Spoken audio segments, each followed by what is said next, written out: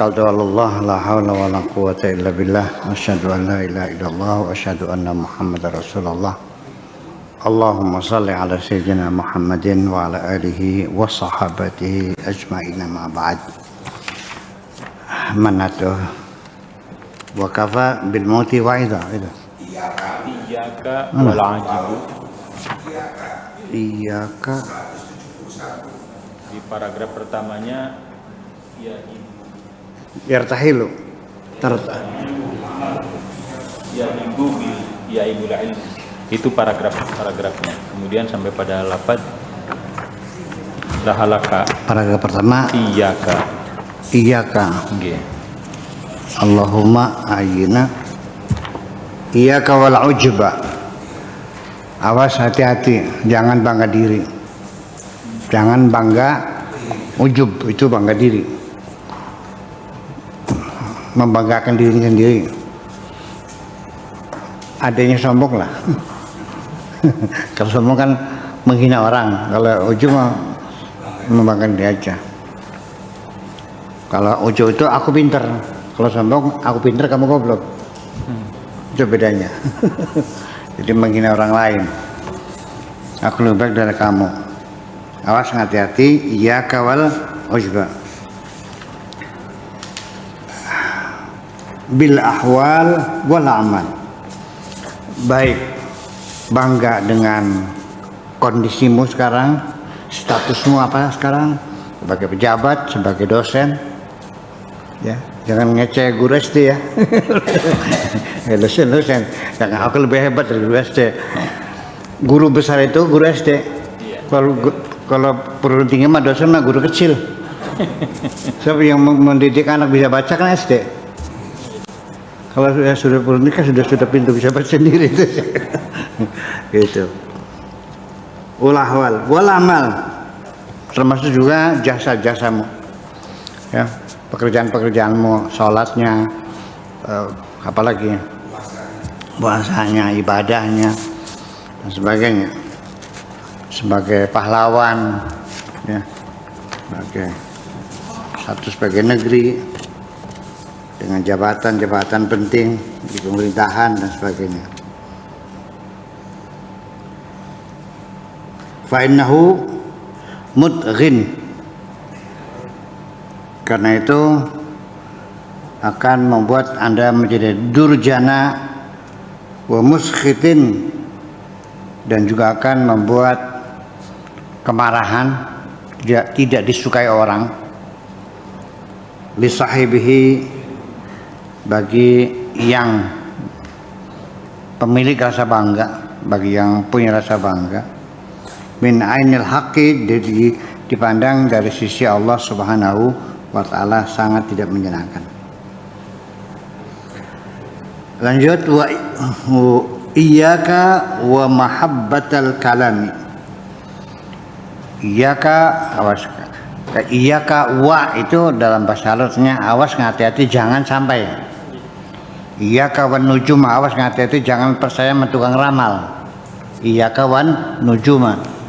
Iyyaka wal kizba, awas jangan bohong, kan gitu. Iyyaka wal ujuba, itu begitu bentuknya.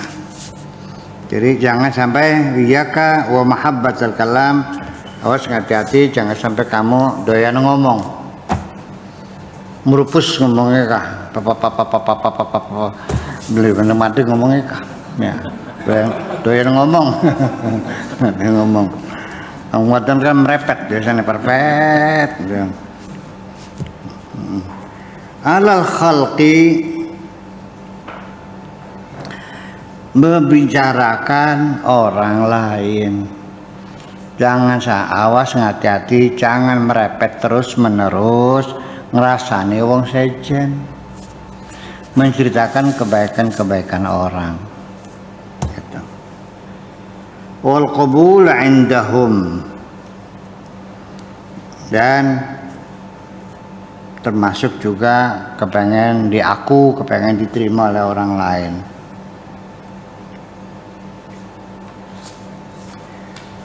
Fa inna dzalika yadurruka wa la yanfa'uka. Itu semuanya akan merugikan dirimu sendiri dan tidak akan memberikan manfaat.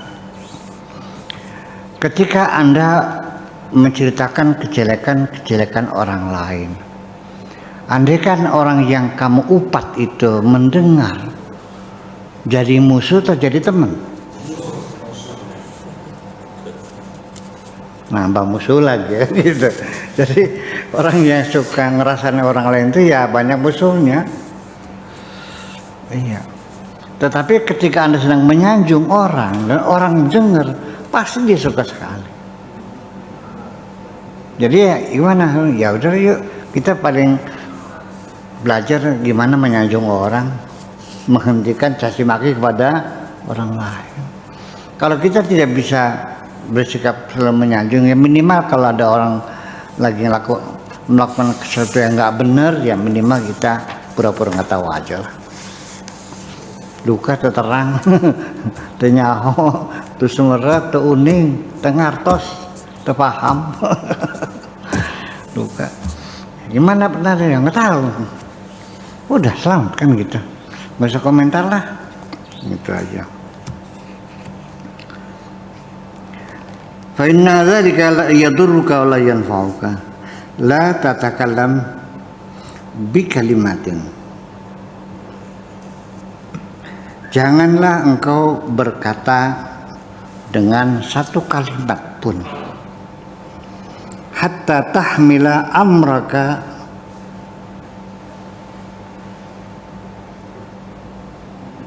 kecuali engkau sudah siap bertanggung jawab atas perbuatanmu itu. Sebelum kau berkata, engkau siap menanggung akibatnya atau tidak? Kalau enggak usah. Anda berbuat, siap kan tanggung jawabnya, resikonya? Kalau enggak usah. Ya sekali kita berbuat, sekaligus kita harus bertanggung jawab. Begitu. Berkata juga sama. Ya.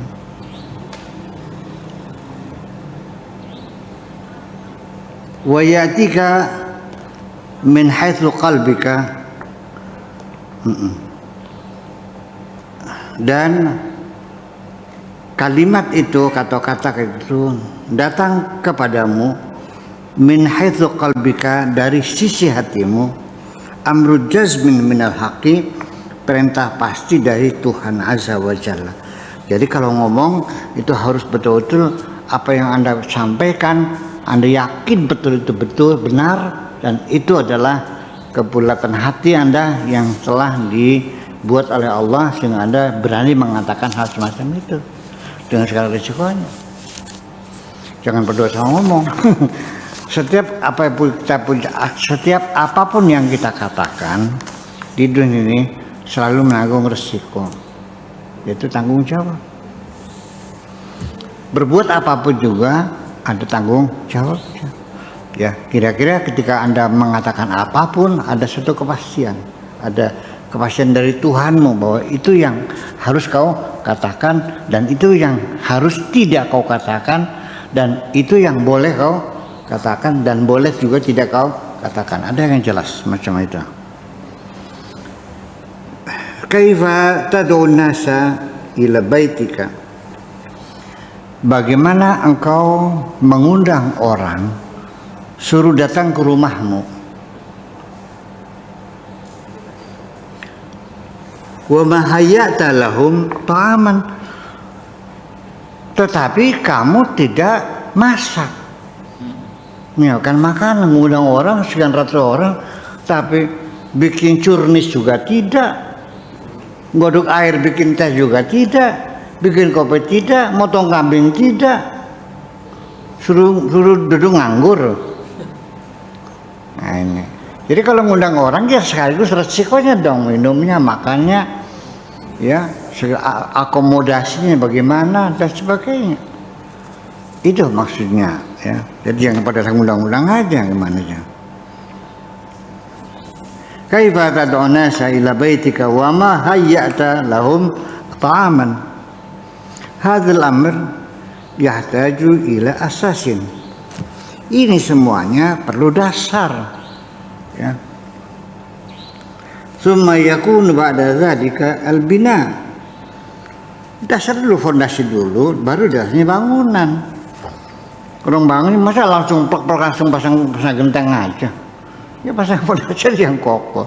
Ya apa-apa seperti itu. Jadi sebelum undang orang ya sama, siapkan dulu tempatnya di mana, makannya apa, nginepnya di mana, kan begitu persoalannya. Itu. Jadi setelah bertahap, mana ada skala prioritas, mana yang penting dahulu, dan setiap apapun yang kita lakukan selalu ada resiko sampingannya. Ihfir arda qalbika, galilah bumi hatimu, galilah tanah hatimu, ila an yanbu'a fihi ma'an, sampai sumur itu mengeluarkan air, dikeduk lagi gitu. Ma'ul hikmati, ya, air hikmah. Jadi artinya kalau belum keluar airnya, bikin sumur. Coba bikin sumur di dalam hatimu, dikeduk tanahnya tosok dikali sampai nanti keluar sumbernya. Jadi artinya hatimu itu seperti sumur hikmah. Artinya ya bijaksana lah, kan ngomong terukur, berbuat terukur, kan begitu kelayakan. Nah, maksud saya kalau orang gali sumur itu ya sekaligus sampai sekeluarnya air. Jangan baru 3 meter sudah putus asa, nggak ada air, pindah lagi dulu. Yang nggak dapat air gitu mah. 4 meter, belum juga airnya, belum semuanya. 5 meter, belum juga 6 meter, 7 meter baru keluar. Nah, banyak sekali orang gagal menggali sumur di dalam hatinya, belum keluar air hikmahnya sudah keburu pindah, cari guru lain. Ketergagian lebih sakti kan. cari guru yang lain. Jadi akhirnya ngacak-ngacak guru bareng macam guru. Setiap ketemu minta amalan. Ada yang baca basmalah, ada yang fatihah, ada yang la haula. Akhirnya diamalkan tidak, tapi disimpan di ventilasi. Di atas lemari. Angin di ya. Banyak kelakuan begitu tuh. Saya tahu kok. Cuma amal. Tapi nggak dibaca apa akhirnya. Nanti kalau dengar ada guru lagi gitu ya. Ya hura-hura. Ya akhirnya apa? Ya nggak keluar air. 20 tahun sibuk mana kemarin cari guru, akhirnya ya nggak ada buahnya. Ya, yang gerem kan. Ya langkah deradat. Artinya tidak ada goyangan sama sekali. Ya. Seperti itu. Tsumma ibni bil ikhlas wal mujahadat wal amalis salihat. Kemudian juga dibangun sumur itu bil ikhlas, dengan semangat ketulusan hatimu. Wal mujahadat, dan mujahadat, kerja keras, ya, semangat yang tinggi, etos kerja, ya, yang terus menerus. Jangan santai hidup nih, ya. Jangan bercita-cita pengen hidup santai, pengen kaya. Nanti kalau sudah kaya kamu enak yang nyupir orang lain, yang nyuci orang lain, yang orang lain. Lamunnya begitu. Ada nggak orang yang bercita-cita begitu? Banyak. Ya goblok. Ya kalau semua pekerjaan orang lain yang mengerjakan, karena dia udah kaya, lalu dia selonjor sambil ihidan, kebut, ya cepat mati. Saya aja selama COVID kan nggak kemana-mana, duduk di kursi ngadep di komputer, paling nggak sehari-hari, setahun langsung berat badan sampai 60 sekarang, udah capek sekali. Iya kan. Memang kita mencari kesibukan, ya kalau nggak ada ya gimana? Ya gimana mau pergi kemana? Mau COVID begini? Ya, nemuin tamu juga malas. Iya, ketularan lagi nanti. Ya iya, mau kemana? Supermarket juga sepi, pasar juga sepi. Mau potong rambut juga nggak bisa. Akhirnya istri saya yang potong sendiri. Lalu iya orang yang pelanggannya kena COVID, dia pegang-pegang, terus saya datang ngasih kan ketularan juga. Nah, itu. Jadi ya berarti orang benar tuh bekerja keras. Nggak ada waliullah santai itu. Masa waliullah santai? Masa kasih Tuhan malas? Mungkin gak waliullah goblok? Mungkin. Masa kasih Allah goblok? Pelangga kerban. Kadang-kadang standarnya nggak jelas itu. Hanya kalau sedikit bisa sembur kayak Allah dumung nggak? Dikiranya waliullah. Kayak ulah kobra, bus. Ya, waras saya beli oli bacine baik. Ya gitu kok. Ya itulah kira-kira. Jadi kerja keras, juga tulus, ikhlas ya, tanpa pamrih, ya. Tidak mengejar materi, berbuat baik pada siapapun. Wal mujahadat wal amal salihat, dan amal-amal yang saleh. Ini lagi-lagi amal saleh sembahyang, lagi-lagi amal saleh puasa, lagi amal saleh wiridan. Itu bukan masalah. Amal saleh itu yang memberi manfaat kepada orang lain, berbuat kebaikan kepada sesama. Gimana lagi? Masalah beli tasbih, hubungannya apa? Itu sih udah pribadi kamu. Jelek mah enggak, baik untuk dirimu sendiri. Saya bagaimana menghormati kepada Anda kalau hanya sebatas Anda rajin sholat, rajin zikir, hubungannya apa saya hormati Anda? Saya hormat kalau Anda berbuat baik kepada sesama. Kalau Anda berbuat baik pada diri Anda sendiri, Anda sayang sama istri, sayang sama anak, disekolahkan semua, perguruan tinggi semua, hubungannya apa dengan saya? Paham nggak? Saya hormat ketika Anda menyisakan sebagian uang Anda, nanya, Pak Kiai di Pondok Saripingan ada anak yatim piatunya enggak? Wadah, selama ini gimana? Ya digratisin. Oke deh, saya 2 orang sambungan. Nah itu baru saya hormati. Ya kalau mau kasih anak sendiri, mau diterusin kesalahan sendiri itu mah. Udah jelas paham. Mana amal salehat tuh? Lagi ya memberi manfaat kepada orang, berbuat kebaikan kepada sesama dengan tidak memilih agamanya apa, suku bangsanya apa, warna kulitnya apa, yang penting sesama manusia itu aja kok. Jadi kalau yang ditolong orang Kristen nggak ada pahalanya gitu. Masih ada anggapan begitu tuh. Nggak ada pahalanya itu sih. Kalau ngasih makan anjing ada pahalanya nggak? Jadi hebat anjing dong. Ya ini, yaitu jauh dari standar rasionalitas, menyimpang akhirnya itu, sampai masuk surga. Karcisnya hanya dengan ucapan. Man qala la ilaha illallah dakhalal. Allahumma ja'al akhira kalamina. Ya Allah, berilah kami ucapan terakhir dalam hidup la ilaha illallah. Sampai apa? Biar masuk surga. Hai. Jadi surga di karcisnya pakai ucapan gitu. La ilaha illallah, manjur gitu. Ya ini persoalannya. Jadi kita sudah jauh dari rasionalitas. Membangun rumah aja 20 tahun belum jadi kok.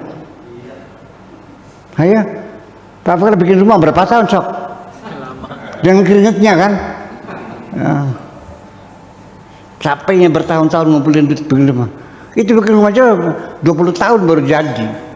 Masa surga dengan ucapan gimana lagi?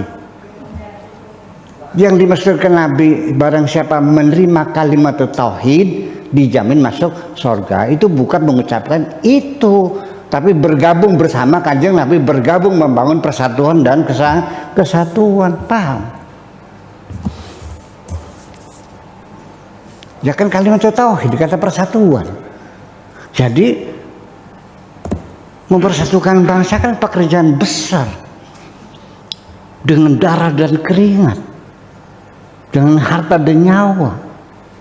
Betul nggak? Ya iya, bukan nyanyi-nyanyi aja. Jadi akhirnya lama-lama jadi kembali ke mitos ya, ke mitos ya. Error ini kan, ini error ini saya ini. Iya, baru segitu aja sudah mengklaim dirinya paling mulia, paling hebat. Karena firman Tuhan, kuntum khaira ummatin ukhrijat linnas.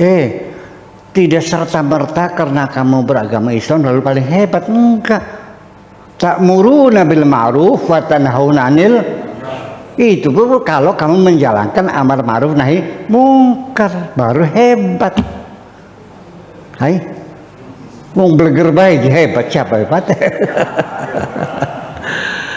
Nah, ta'muruna bil ma'ruf itu artinya membangun keadilan sosial.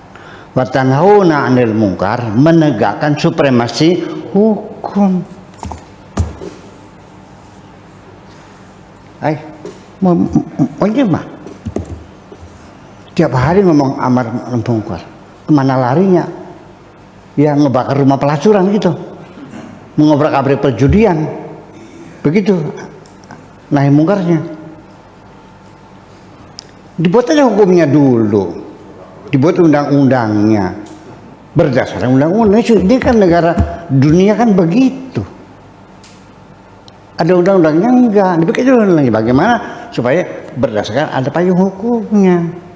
Berarti amar nahi mungkar itu supremasi hukum, bukan hukum rimba. Gimana lagi? Dipaham-paham aja sama angel.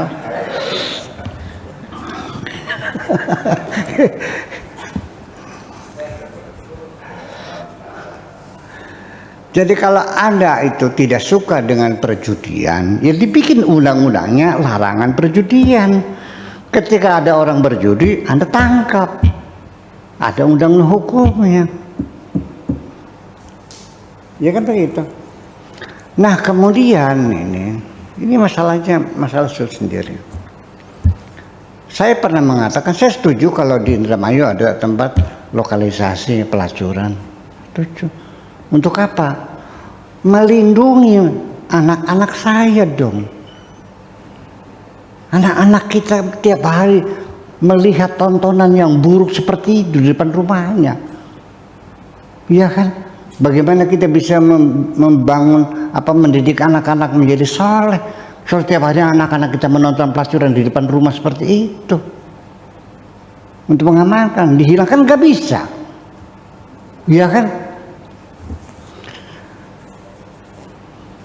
So, gimana? Kapan hilangnya pelacuran? Sulit. Ya kan namanya waskat ya. Pekat. Penyakit masyarakatnya dari dulu nggak pernah hilang. Ya daripada anak kita menjadi sulit menjadi anak yang soleh karena menonton semacam itu, ya sudah kita lokalisasi di tempat yang khusus, tetapi ada ketegasan hukumnya. Lokalisasi itu kalau kamu melacur tuh tempatnya di situ, tidak boleh di tempat yang. Nah kalau sudah dibikinkan di tempat ada juga yang namanya fasilitas itu namanya.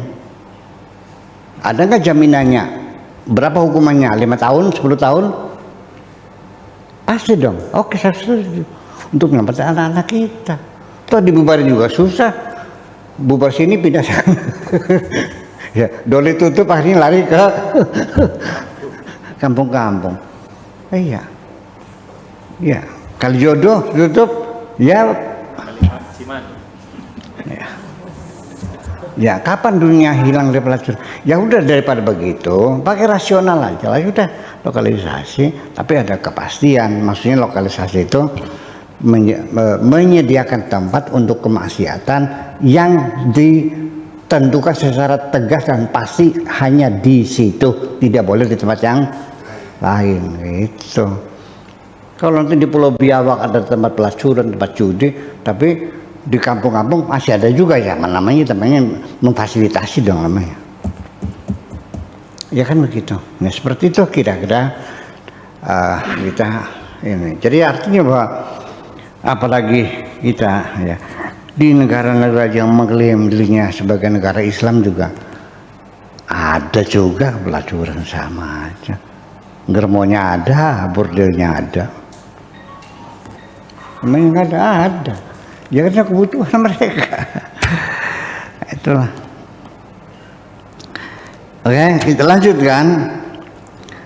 Kaifa tad'u nasa ila baitika wa ma hayyata lahum ta'aman. Hadzal amr yahtaju ila asasin thumma yakunu ba'da dhalika al-bina.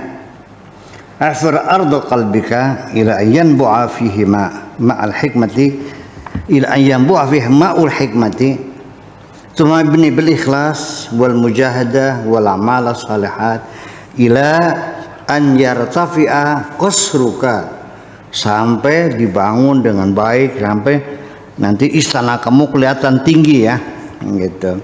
Tsumma da'unas ilai, baru silakan diundang, yuk di istana kami gitu. Ba'da dzalika, setelah itu bukannya rumahnya yang bagus, rumahnya gubuk belum datang.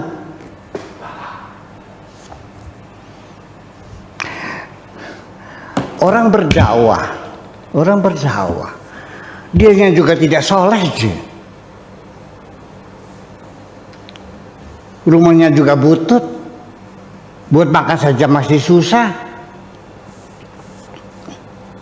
Anaknya gak ada yang sekolah, rumahnya irit bodol.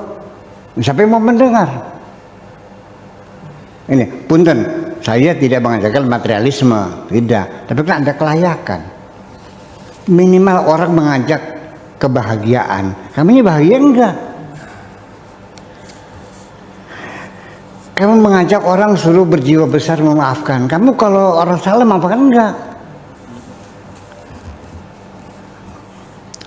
Kamu ngajak orang mencari rezeki yang halal. Kamu rezekinya halal enggak? Ya itu persoalan. Jadi bangun saja rumahmu, istanamu yang bagus ya, baru ngundang orang, motong kambing 5 ekor kan gitu, bikin sate sambal goreng kan gitu, biar mereka senang, berbagi kebahagiaan kan itu persoalannya. Itu.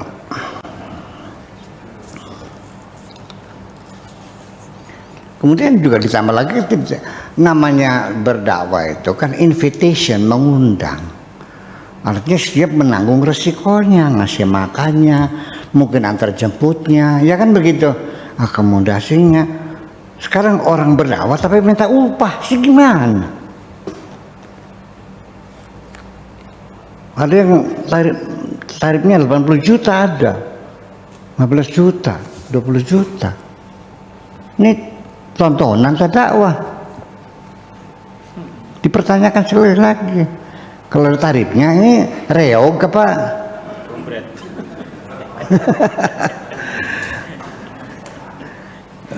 Dengan segala hormat ya. Uang itu gimana? Ya insya Allah halal. Enggak ngerampok, enggak kurang jangan dia. Tetapi kan itu kan namanya juga resiprokal, imbal balik. Dia mengeluarkan tenaga, pikiran, ngomongnya capek. Ya orang yang undangnya juga ngasih imbalan uang, itu kan imbal balik. Tapi kan suasananya kan bukan suasana dakwah. Kalau dakwah kan nggak ada bicara tentang imbalan. Ya kan, kalau yang mengundangnya punya perasaan yang halus ya silahkan dihitung sendiri pensinya berapa gitu. Iya dong. Kalau yang seorang mubalik yang nggak boleh menuntut bayaran dong. Iya, ya kalau salaman kelas ada amplopnya ya silahkan terima. Dibuka 50.000 ini udah alhamdulillah. Ngajinya di Surabaya. Dari Garawangi ke Surabaya, amplopnya 50.000, ya udah terima, itu rezeki kamu. Kebalik. Benar? Kebalik amplop. Berarti saya 3 juta habis ya udah resikonya dakwah. Orang dakwah itu resikonya bukan hanya masalah uang, nyawa pun dipertaruhkan kok. Sih. Loh, para sahabat Nabi dulu berdakwah, apa tidak mempertaruhkan nyawanya? Nah, oleh karena itulah ketika ada seorang mubalik yang masang tarif, bagaimana hukumnya? Wajibkah mendengarkannya? Saya ingin mengatakan tidak wajib, karena itu urusan profesi. Kecuali kalau orang yang berdakwahnya seperti para rasul, wa ma as'alukum alaihi min ajrin in ajriya illa ala rabbil alamin. Aku tidak minta upah kepada kamu, upahku dari Allah, ini tugas dari Allah, saya minta upah sama Allah aja. Yes, dong. Tapi kalau salaman ya mangga diterima, silahkan.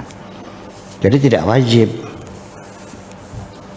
Tapi kalau ada mubalik yang pasang tarif, bagusnya mendengarkan atau tidak? Bagusnya mendengarkan.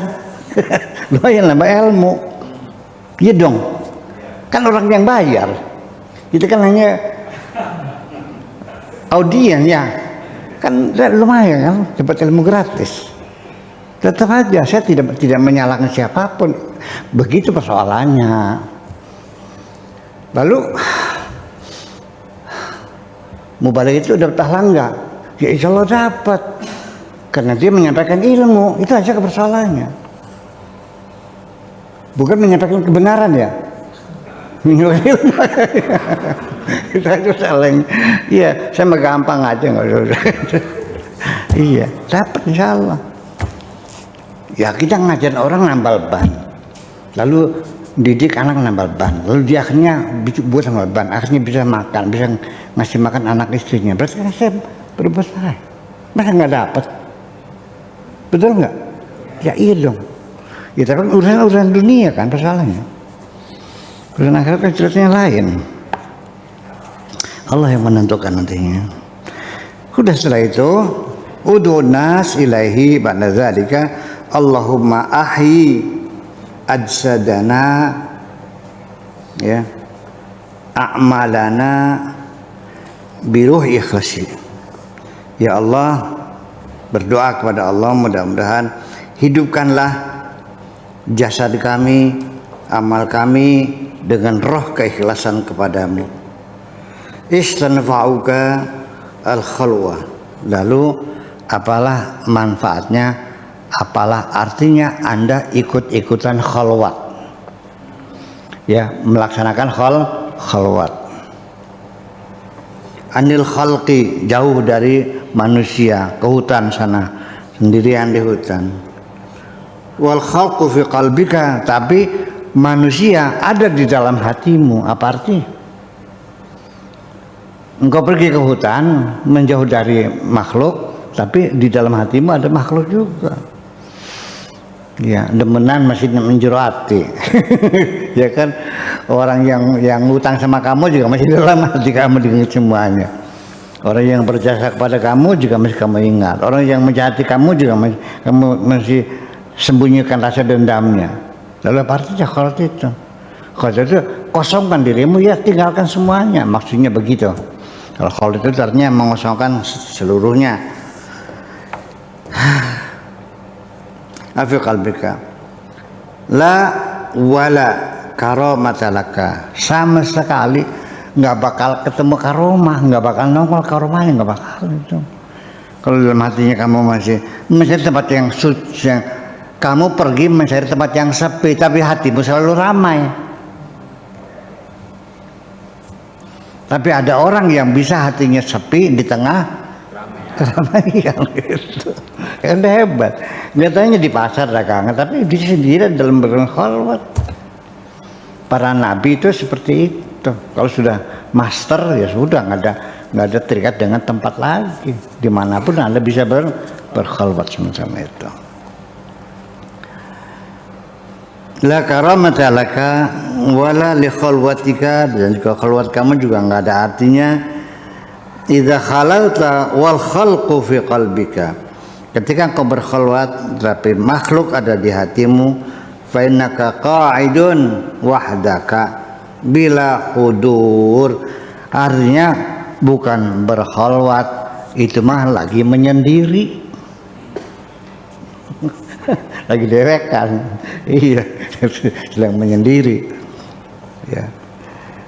Al-ans billah, masa mesra dengan Allah Azza wa Jalla. Ya.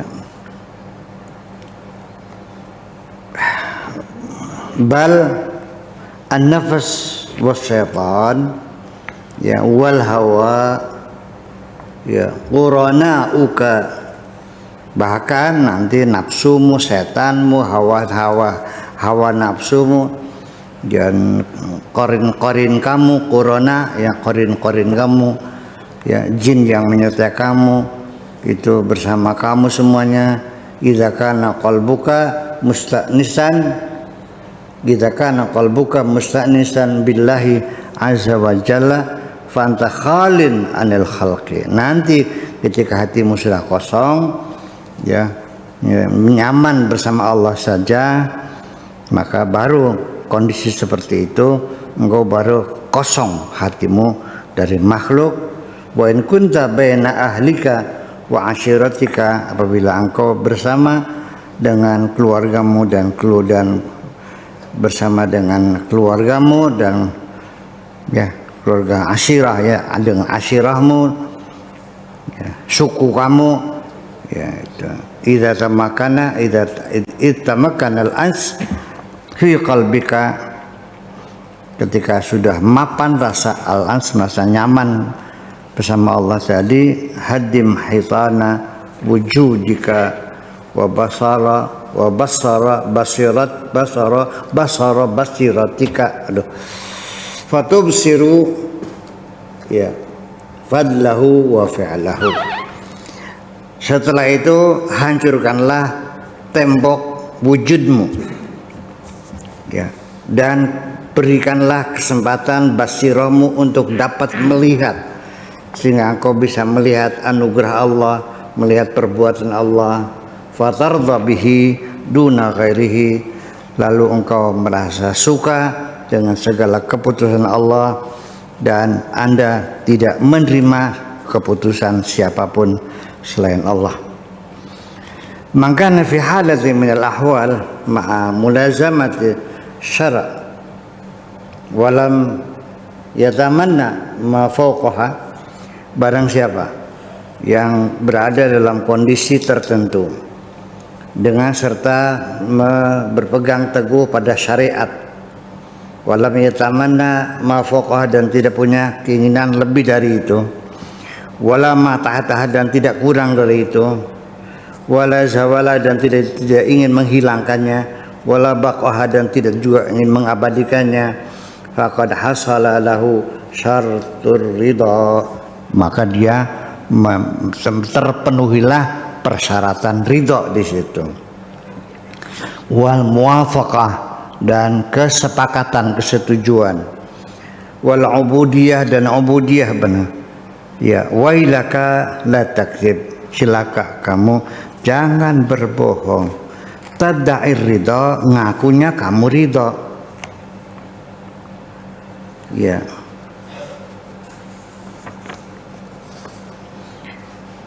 Kamu ngaku ridho, ikhlas ridho. Wa taghayyuruka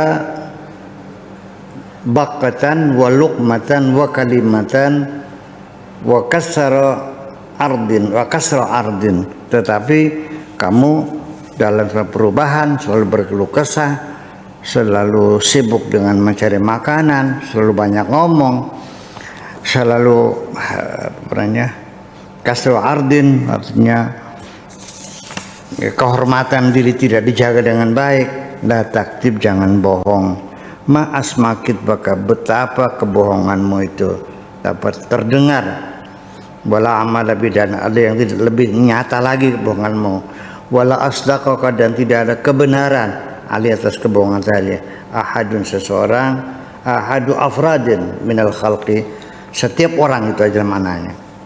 Yuhi ila qulubihim, yang memberikan wahyu kepada hati mereka. Yuqdhafu ilaiha kalimatun yakhussuha, akan dikirimkan, dilemparkan kalimat-kalimat yang khusus. Ya'rifuna al-khaira, tahu yang baik. Wa yaqifuna 'alaiha, dan mempertahankan yang baik.